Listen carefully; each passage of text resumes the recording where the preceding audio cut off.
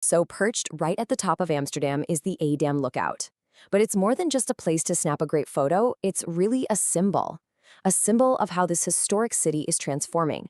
And from its peak, you can literally see that change happening in real time. Chances are you've seen this pop up on your social media feed. It's the attraction's most viral feature, the thing that put it on the map for millions of people, Europe's highest swing. But what's the real story behind the thrill? 100 meters. That's how high you are, soaring on the over-the-edge swing, dangling right from the roof of the Adam Tower. It's designed to be this totally unforgettable and, yeah, maybe slightly terrifying way to see the city. Okay, so let's break down the main event, the experience that draws in the crowds and gets your heart pounding. So, looking at the details, a few things really jump out. First, it's engine-powered. So yeah, this isn't your backyard playground swing. It's a carefully controlled thrill ride. And notice the duration, just 1 to 2 minutes. It's this quick, intense burst of adrenaline designed for maximum impact.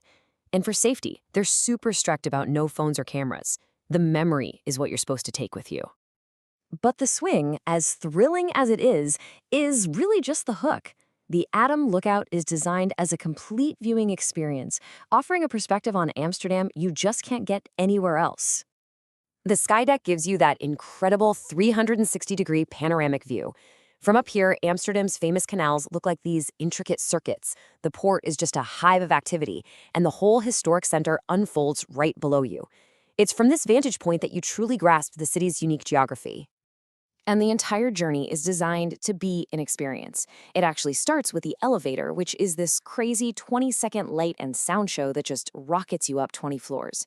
Once you're at the top, you've got options: a VR roller coaster, cocktails with a view at the Skybar Madam, or even a revolving fine dining experience at Moon. It's the whole package. Getting there is surprisingly simple and, honestly, part of the fun.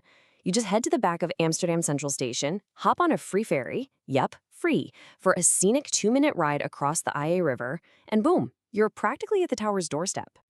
But here's the thing, this modern hub of viral thrills and entertainment has a surprisingly different past. Before the swing, before all the tourists, this tower served a much more, well, corporate purpose. So what's its origin story? This is the story of how the building was completely reinvented, transforming from a private symbol of industry into a public icon of creativity. So for almost 40 years, this was the exclusive headquarters of Royal Dutch Shell, a private office building completely closed to the public.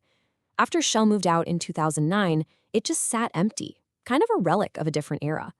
That is, until a massive renovation gave it a completely new identity, reopening in 2016 as the Adam Toren. The building's whole identity shift is perfectly captured in its name. It went from the Shell Tower, to the Adam Toren. Now, Adam is a clever play on Amsterdam, of course, but it's also an acronym for Amsterdam Dance and Music. That one change signals the tower's entire journey, from a closed-off corporate space to a public hub for culture and entertainment.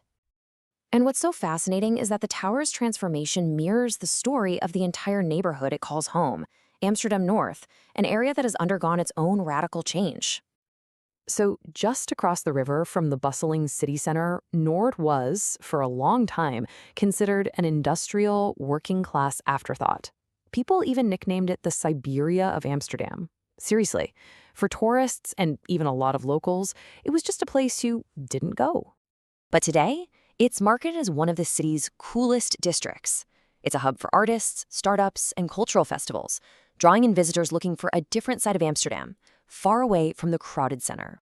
For many visitors, the Adam Lookout is the shining symbol of this new, cool Noord. They see it as a fantastic experience, amazing views, a modern vibe, and a perfect representation of the neighborhood's new energy. But there's a sharp counterargument. Critics will label it an overpriced tourist trap, arguing the experience is built more for social media than for genuine sightseeing.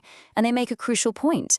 The view from the swing itself is not of the historic canals, but down onto an industrial park. So here's where we get to the fundamental conflict. The stunning views and that thrilling swing are undeniable draws. But they come at a cost. Not just the high ticket prices, but the feeling for some that it's a commercialized experience, a tourist trap, that values spectacle over substance. And this debate about the tower taps into a much bigger, much more complex issue: gentrification. The Adam Lookout is both a product and a driver of this process. As Nord becomes trendier, drawing in tourists and new, wealthier residents, it raises some tough questions about rising costs and what happens to the original community. So ultimately, the Amsterdam Lookout is a microcosm of modern Amsterdam itself. It's this dynamic blend of history being repurposed, social media hype, and an ongoing debate about what the future of the city should even look like. And when you look at the prices, the question of value becomes very real. A basic ticket gets you the view, but the thrills are extra. A full combo is pushing €30. It forces you to ask, is this unique experience truly worth the price tag? So, we're left with this big question. Is the Adam Lookout a brilliant, thrilling reinvention of a city landmark, or is it a pricey symbol of a neighborhood soul being sold for a viral moment? Maybe the answer isn't one or the other. Perhaps, like the view from the top, it shows us that from a certain height, progress and loss can look exactly the same.